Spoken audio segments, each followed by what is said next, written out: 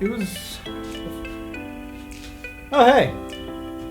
I wasn't prepared for this, but I've been told that I need to show off this studio where we make iHeart board games, all the live streams and everything else.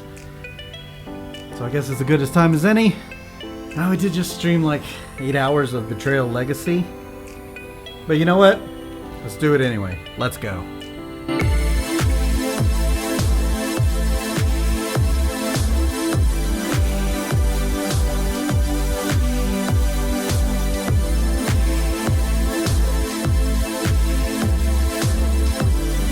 In this area, this is where we film anything where we're just talking heads.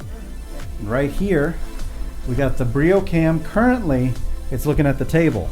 But whenever I need it to, I'll just flip it around and it'll come face this way. So over here at the table, we have 4 cameras. These are little webcams here.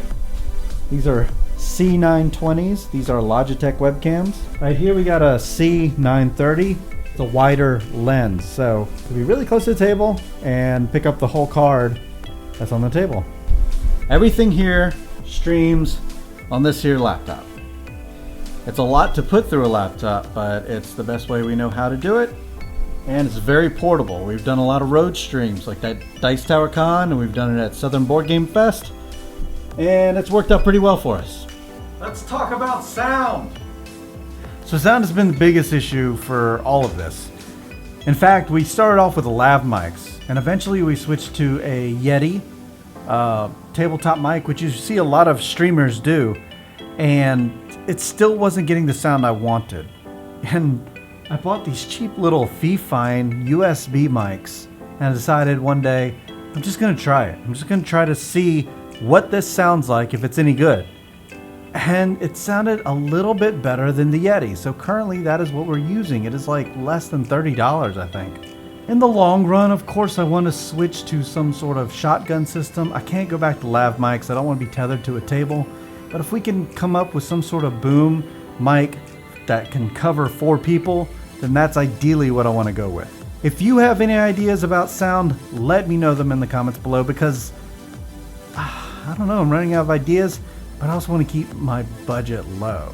So, a lot of people ask about the lights. These lights here. And the one above me. Inside of these, there's about 4 LED bulbs each. It's a soft box, but it just has regular bulbs in there. These lights here are bouncing off of really cheap foam board.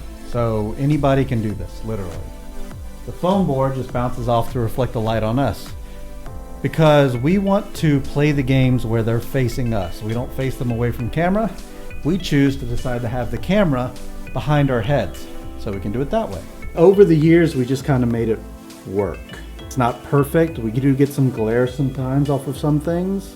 Now there's some camera things I would like to do in the future, but we're not quite there yet. We're doing what we can, but for live streaming, I think it's a pretty good setup.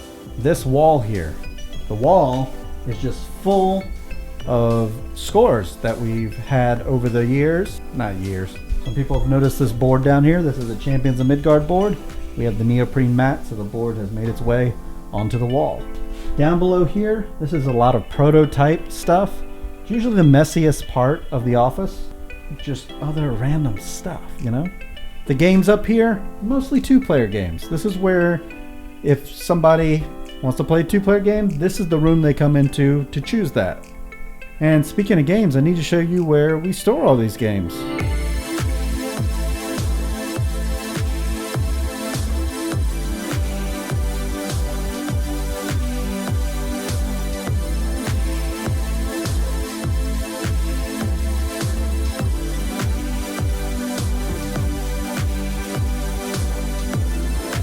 This is where we play games, or this is where we choose some games to play.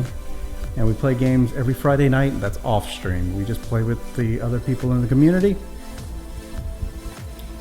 Thanks for tuning in to iHeart Board Games. Thanks for being here. I want to help you if you're on your way to making your own board game studio to stream games or record games. Ask any questions you want. I'll try to get to them in the comments.